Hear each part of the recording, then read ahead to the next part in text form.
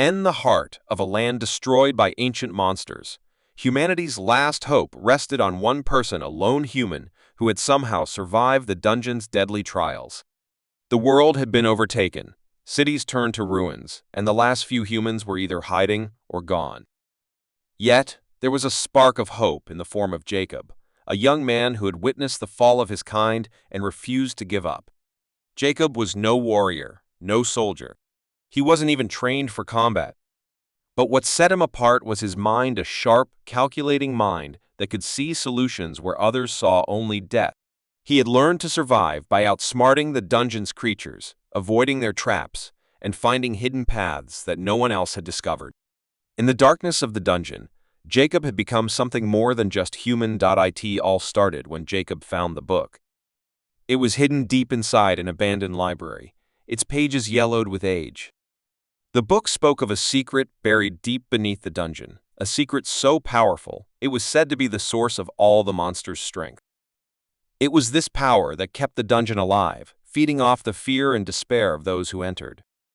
The book hinted that whoever could reach the heart of the dungeon would have the power to end it forever. But the path wasn't simple. The dungeon was vast, twisting with endless corridors and shifting walls that seemed alive, always changing to trap the unwary. And worse, the creatures that roamed it were not just beasts, they were cunning, relentless, and almost impossible to defeat. They were the dungeon's guardians, and they would stop at nothing to protect its secrets. Jacob knew he had to be careful. Every step forward meant another step closer to danger. He had been in the dungeon for months, slowly making his way through the labyrinthine depths. He had seen others try to defeat the dungeon before, only to disappear, swallowed by its dark embrace. No one had ever returned. One evening, as Jacob moved through a narrow passage, he felt the air grow colder. He stopped, his instincts telling him something was wrong. The silence around him was thick, almost suffocating. Then, the ground trembled beneath his feet. He had triggered something. A massive creature, half human and half beast, emerged from the shadows. Its eyes glowed with a fierce, unnatural light. It was the dungeon's protector, a monster crafted from nightmares. Jacob's heart raced, but he didn't panic. He had faced challenges before, and he had always outsmarted his enemies. But this time, he wasn't sure he could escape. The creature snarled, its claws scraping the stone floor as it advanced. Jacob's mind raced. He had no weapons, no allies. Only his wits. He remembered the book, the map inside it, showing the path to the dungeon's heart. If he could reach it, he could end this. But getting there meant facing more monsters, more dangers, and more traps. He needed to move fast. With a burst of adrenaline, Jacob ran, weaving through the winding corridors, the creature hot on his heels. He knew the monster was faster, stronger, but he had something the creature didn't, his ability to think ahead. He ducked into a side passage, then set a trap using the dungeon's shifting walls. The monster, too focused on Jacob, charged right into it, causing a section of the wall to collapse and trap it inside. Jacob didn't waste any time. He ran, his breath heavy, his legs burning with exhaustion. But he couldn't stop now. Not when the end was so close. His mind was set on one goal: reach the heart of the dungeon and destroy it. Only then could he save the last of humanity. Hours passed, or maybe days. Time in the dungeon didn't seem to follow the rules of the outside world. Jacob found himself standing before a massive, ancient door. It was covered in runes, glowing faintly in the dim light. He could feel the energy radiating from it. This was it, the heart of the dungeon. As Jacob stepped forward, the door creaked open, revealing a chamber filled with an eerie, pulsating light. At the center of the room, a massive crystal floated, surrounded by a dark energy that seemed to warp reality itself. The power of the dungeon flowed through it, feeding the creatures, the traps, the very walls of the dungeon. Jacob's heart pounded in his chest. This was it. He had found the source. But before he could act, a voice echoed in the chamber. It was deep, ancient, and full of malice. You cannot stop it. You will never destroy me. Jacob turned to face the voice, only to see a figure emerge from the shadows. It was not a monster, but something far more terrifying, an ancient being, bound to the dungeon for eternity. It was the source of the power, the one who controlled everything. The figure smiled, its eyes glowing with an unnatural light. You think you can end this? You are nothing more than a fleeting moment in time, while I have existed for millennia. Jacob felt a chill run down his spine. But he didn't falter. He wasn't just a human, he was the last hope, and he wasn't about to give up now. He had come too far. With a determined look, he reached into his bag, pulling out the one thing he had left, the book. The final piece of the puzzle. The answer to everything. But as he opened it, he realized the truth. The power to destroy the dungeon wasn't just about destroying the heart. It was about using the dungeon's own power against it. Jacob smiled, and with that, he stepped into the light. The dungeon was a place where hope went to die. No one had ever ventured into its depths and returned. Monsters roamed its endless corridors, and traps were set to catch the unwary. For most, entering meant certain death. But not for Ethan. Ethan had survived for weeks, outsmarting the dungeon's many dangers. He had learned to hide in the shadows, avoid the monsters, and use the dungeon's tricks to his advantage. He was smart, quick, and determined. He knew that the only way out was to keep moving forward, deeper into the dungeon, where a rumored exit might lie. He wasn't alone, though. He had joined a small group of survivors, all with the same goal: escape. Among them was Lena, a woman with sharp eyes and a quick wit.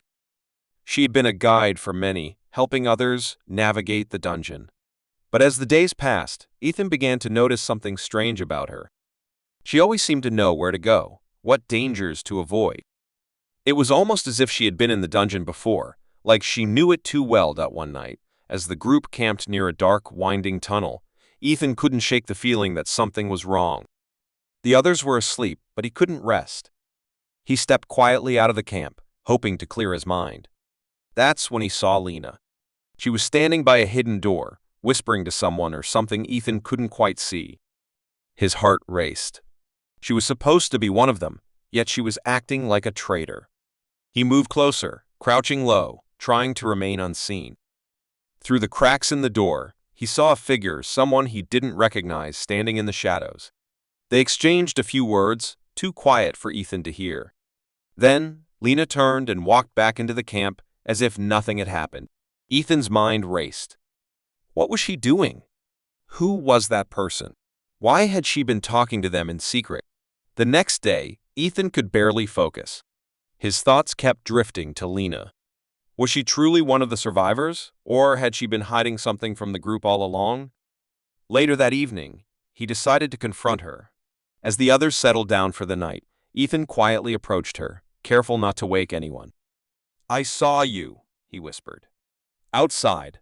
What were you doing?" Lena looked at him, her face unreadable. "What do you mean?" "I saw you talking to someone," Ethan said, his voice low. "In secret. Who were they?" Lena's expression shifted, but only for a second. "You're seeing things," she replied quickly, her voice calm. "You're paranoid." "I'm not paranoid," Ethan shot back. "I know what I saw." "Don't lie to me, Lena." For a moment, neither of them spoke. The silence stretched between them, heavy and tense. Finally, Lena sighed and took a step back. "I didn't want you to know," she said, her voice barely above a whisper. "But I don't have a choice now." Ethan's heart skipped a beat. "What do you mean?" Lena hesitated, then looked around to make sure no one was listening. "I'm not here to escape. I never was. I'm here to make sure the dungeon remains controlled." Ethan felt a chill run down his spine. "What do you mean?" "Controlled by who?" Lena looked at him, her eyes full of regret. "By us. The dungeon wasn't meant to trap people. It was meant to trap something else. Something far more dangerous." Ethan took a step back, his mind racing. "What are you talking about?" Lena's gaze softened. "I was sent to stop it from escaping. The dungeon is a prison, and what it holds inside is the true threat.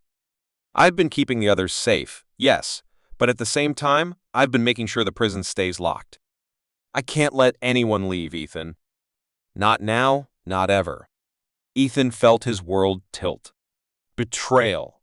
That was what it felt like. All this time, Lena had been using them, keeping them trapped in the dungeon for a purpose he couldn't understand. "Why didn't you tell us?" Ethan demanded. "Why lie?" "I couldn't," Lena said, her voice filled with regret. "You wouldn't have understood. I had to keep you all close, to make sure none of you would try to leave. If you had known the truth, you would have tried to escape. And that would have meant the end of everything." "End of everything?" Ethan repeated. "What are you talking about?" Lena's eyes flickered nervously. "There's a creature, Ethan. A creature locked deep within the dungeon. It's ancient, powerful, and it's been kept there for centuries. If it escapes, it could destroy everything outside this dungeon. The world will fall into chaos." Ethan stared at her, disbelief washing over him. "So, you've been keeping us here to stop that thing?" "I didn't want to," Lena whispered. "But I have no choice. I'm the only one who knows how to keep it contained." Ethan's mind was spinning. Betrayed by someone he trusted, and faced with a truth far darker than he could have imagined. The dungeon wasn't just a prison, it was a holding cell for something far worse. "Then what happens to us?" Ethan asked, his voice shaking. "Are we all just pawns in your game?" Lena's face tightened. "I didn't want this. But now you know too much." "I'm sorry, Ethan. I never wanted you to get involved." As Lena turned to leave, Ethan felt a coldness settle in his chest. He was trapped not just by the dungeon, but by a betrayal he could never have expected. The dungeon was an endless maze, filled with traps, monsters, and the whispers of the lost. No one who entered ever returned, and the deeper you went, the more twisted and dangerous it became. But for Jason, there was no turning back. Jason had once been a simple man, living in a small village on the outskirts of the kingdom. Life had been peaceful until one day, the ground shook and the dungeon appeared. It had risen from the earth, like a dark, towering beast, sending waves of fear through the people. Rumors spread fast. The dungeon had a heart, and if someone could reach it, they would have the power to end the chaos forever. Jason didn't care about power, but the disappearance of his younger sister, Lily, had changed everything. She'd been among the first to enter the dungeon, and she hadn't returned. Every night, Jason heard her voice in his dreams, calling him to save her. He couldn't ignore it anymore. He would find her, no matter the cost. With nothing but a sword and a map that barely made sense, Jason set off toward the dungeon's entrance. The air around the dungeon felt wrong, thick and heavy, as if the land itself was holding its breath. As he stepped through the dark, arched doorway, the shadows swallowed him whole. The first few days inside were the worst. The monsters were relentless, hiding in the dark corners, waiting to pounce. Jason fought his way through, each step heavier than the last. The dungeon seemed to shift and change, the walls always twisting, the floor always sinking. It was as if it had a mind of its own, pulling him deeper into its clutches. But Jason wasn't alone. Along the way, he met other survivors. They called themselves. They, too, had lost something to the dungeon. Some sought treasure. Some sought vengeance. But all had one thing in common: they were lost. Jason didn't trust them, but he needed their help to survive.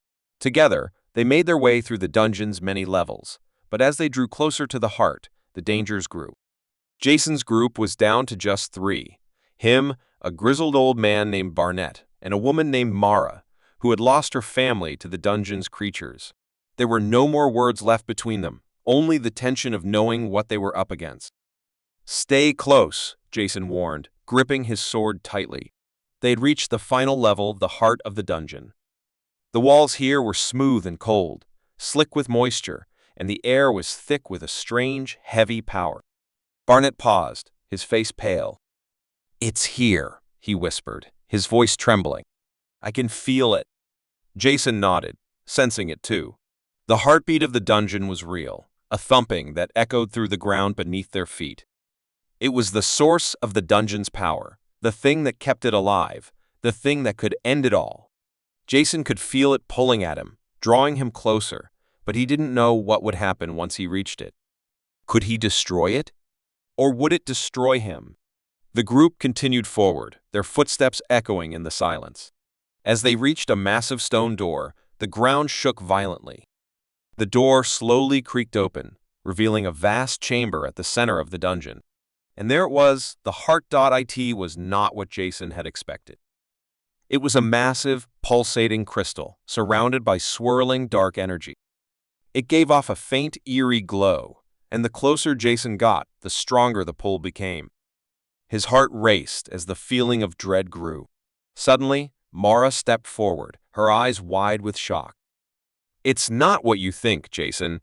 Jason turned to her, confused. "What do you mean?" Mara's face twisted into a grim expression. "I didn't come here to destroy the dungeon. I came here to protect it." Jason's world seemed to stop. He stared at Mara, disbelief spreading through him. "What are you talking about?" Mara reached for a small, ancient-looking amulet around her neck. "The heart of the dungeon is more than just a source of power," she said, her voice cold. "It's a prison. A prison for something far worse than monsters, far worse than anything you can imagine. If you destroy the heart, you will free it." Jason's breath caught in his throat. "What do you mean free it?" Mara stepped back, her eyes filling with fear. "The dungeon doesn't just trap creatures. It traps an ancient force, a being that predates the world itself. If the heart is destroyed, the prison will break, and it will be set free." Jason shook his head, trying to process the words. "But my sister, Lily. I came to find her. I came to stop this." Mara's face softened, but only slightly. "I'm sorry, Jason. But your sister, she's already part of it. She's one of the sacrifices." The words hit him like a punch. "No. No, that can't be true." "It is," Mara whispered. "I tried to stop it, but it's too late. The heart must remain. The dungeon must remain." Jason felt his heart beat faster, the weight of the choice crashing down on him. Destroy the heart and free whatever was trapped inside. Or leave it and let the dungeon continue, trapping everyone who entered. He looked at the heart again, the strange power pulsing through the chamber. His sister's voice echoed in his mind, her desperate calls. What could he do? What was the right choice? Suddenly, the ground shook again, stronger this time. The dungeon seemed to growl, as if it were alive, furious at their presence. Jason felt a deep, dark force surge through him. The heartbeat of the dungeon was no longer a mere sound, it was inside him now. The heart was waiting for him to make a choice. And the dungeon, it seemed, was waiting for him to make it. The war had raged for years, turning the land into a battlefield. The kingdom of Avon had fought hard against the creatures that had risen from the deep, and yet victory always seemed just out of reach. But now, after countless battles, the end was near. The final confrontation was set, and the enemy was vulnerable. The king, desperate to end the war, had sent his best soldiers on a mission that would change everything. Among them was a young warrior named Darian. He had seen his comrades fall in every battle, each loss burning deeper into his soul. He had become a machine of war, driven by duty and a desire to protect what was left of his kingdom. He hadn't even seen his family in years, but the thought of seeing them again kept him going. The promise of peace and the end of this nightmare was all he needed to push forward. Darian's unit was tasked with infiltrating the enemy's stronghold, a dark fortress known as the Citadel. The Citadel was rumored to be impenetrable, guarded by fearsome creatures and protected by powerful magic. But the enemy had made a mistake. They had become overconfident, believing that no one would dare challenge them within their own walls. As Darian and his team made their way through the forest surrounding the Citadel, the weight of the mission hung heavy. They knew that failure meant the end of their world. They had no backup, no way to escape if they were caught. It was do or die. The first sign that something was wrong came when they reached the outer wall of the Citadel. The air felt wrong, thick with a strange, oppressive energy. Darian paused, sensing that they were being watched. The hairs on the back of his neck stood up. "Something's off," Darian muttered under his breath. "Stay sharp," said Captain Rook, the leader of the unit. "We move in silence. If we alert them now, we're dead. They crept forward, making their way around the perimeter of the citadel. As they approached the main entrance, they noticed something unexpected. The gates were wide open. "Is this a trap?" Darian whispered. "Could be," Rook replied, his voice low. "But it's too late to turn back now." The group moved into the citadel, the eerie silence surrounding them as they descended into the depths of the fortress. The walls were covered in strange markings, symbols that seemed to pulse with an unnatural energy. It was clear that dark magic had been used to fortify this place. Every step they took felt like it was drawing them deeper into the heart of something dark and ancient. As they reached the inner chambers, the first of the enemy appeared. A creature, tall and monstrous, its skin black as coal and eyes glowing with an unearthly light, stepped into the hall. It was one of the generals of the enemy forces, the leader of the monsters they had been fighting for so long. The group drew their weapons, preparing for a fight, but the creature raised a hand, signaling for them to stop. "You are brave, but foolish," it said, its voice deep and gravelly. "You think you can stop the inevitable? The war is already won. The victory you seek will cost you more than you can imagine." Darian's heart pounded in his chest. "We'll see about that." With a roar, the creature lunged forward, but before it could reach them, Captain Rook shouted for the group to fall back. They retreated down a narrow corridor, making their way deeper into the citadel. The battle had only just begun, and they knew they had to reach the heart of the fortress if they were to have any hope of ending the war. As they moved deeper into the citadel, they began to notice that the walls seemed to shift around them. The once straight corridors were now twisting, leading them in circles. The citadel itself seemed alive, as though it were trying to keep them from reaching their goal. Darian began to feel a strange pressure in his chest, as if the very air was thickening, making it harder to breathe. He glanced around at his comrades, but they all appeared to be struggling with the same feeling. The further they went, the heavier the air became. "We have to hurry," Rook said, his voice tight. "We're running out of time." Finally, they reached a vast chamber. At the center of the room was a dark, swirling mass, a portal. It was the source of the enemy's power, the key to their victory. But standing before it was the leader of the enemy forces, a figure cloaked in black. "You've come to stop me," the figure said, its voice echoing in the chamber. "But you do not understand what you're facing."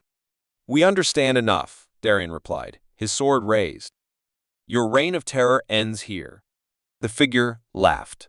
"You think you've won? The price of victory is never what you expect. You cannot stop this. It's too late for you, for all of you." With a wave of the figure's hand, the chamber began to shake. The walls cracked, and the floor split open. The portal grew larger, its power surging as it threatened to engulf everything. "Now you will pay the price for your foolishness," the figure said.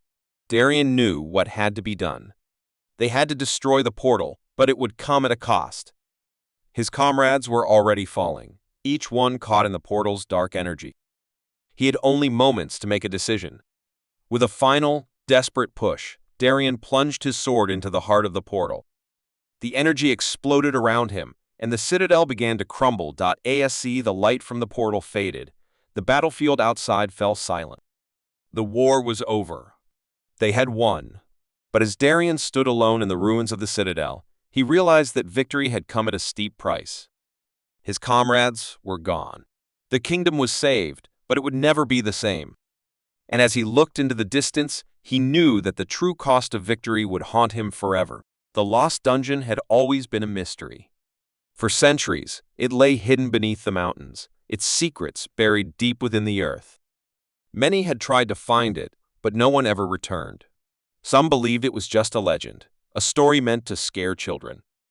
But for those who had lost something or someone dear, the dungeon represented one last hope. Elias was one of those people. His brother, Nolan, had vanished years ago while searching for the lost dungeon. No one knew what had happened to him, and despite the years of searching, Elias had found nothing. Until one day, he found a clue, a strange map hidden in his brother's journal, leading to a place deep in the mountains. The map seemed old, the ink faded, but Elias was sure. This was the way to find Nolan, and he wasn't going to stop until he did. With nothing but a bag, his sword, and the map, Elias set off. The journey was treacherous. The mountains were cold and dangerous, filled with cliffs and hidden paths. The wind howled around him, carrying whispers he couldn't quite understand. It was as though the mountain itself was trying to warn him to turn back. But he couldn't. Nolan's face filled his mind, and he pushed forward. For days, Elias trekked through the wilderness, fighting fatigue and hunger. The map led him to a hidden cave, deep in the heart of the mountain. There, beneath layers of rock and soil, Elias found the entrance to the lost dungeon. The air around the entrance felt thick, as though the earth itself was holding its breath. Inside, the dungeon was cold and dark, the walls damp with moisture.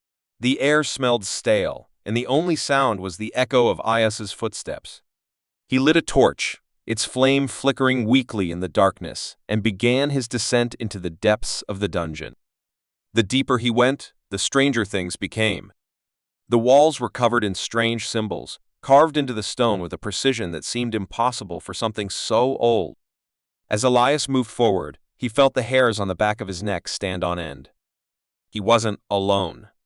Something was watching him. He tightened his grip on his sword and pressed forward, determined to find answers.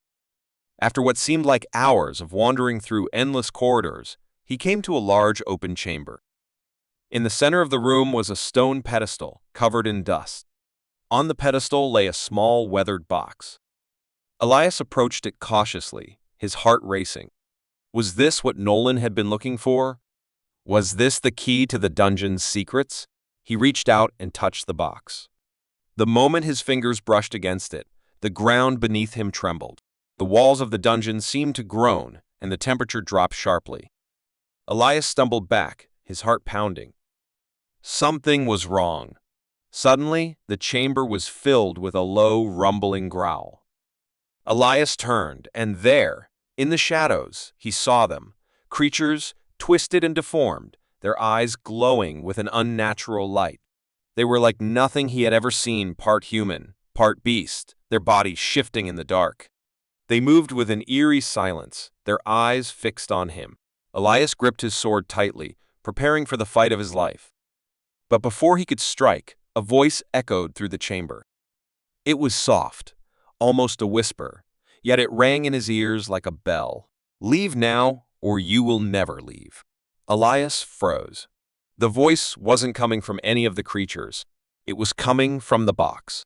His mind raced. What was this place? What had Nolan found? The creatures began to circle him, their movements slow and deliberate.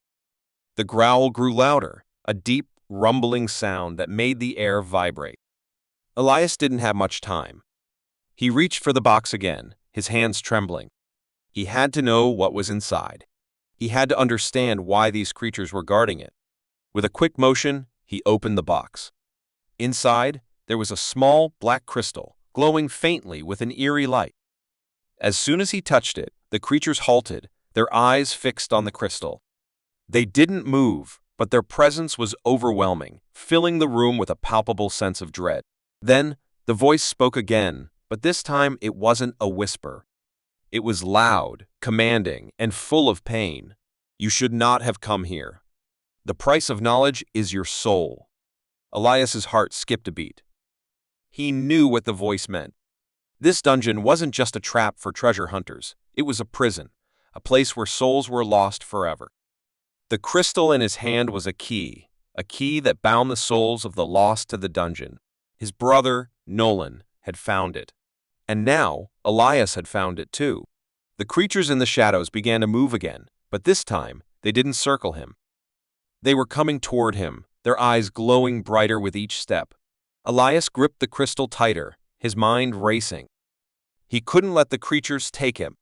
He couldn't let the dungeon claim his soul like it had claimed so many others. In a burst of desperation, he hurled the crystal into the air. It soared through the chamber, and as it hit the ground, it shattered into 1,000 pieces, releasing a blinding light. The creatures screamed, their forms flickering as the light engulfed them. The dungeon shook violently, and the walls seemed to crack and collapse in on themselves. Elias stumbled back, blinking against the light. When it faded, the creatures were gone. The dungeon was silent. He stood there, breathing heavily, his heart pounding. He had done it. But at what cost? The map, the journey, the creatures they had all led him here, to this moment. But in the end, Elias didn't know if he had found Nolan. Was he still alive? Or had the dungeon claimed him as it had claimed so many others? The answers were lost in the darkness, just like the secrets of the lost dungeon.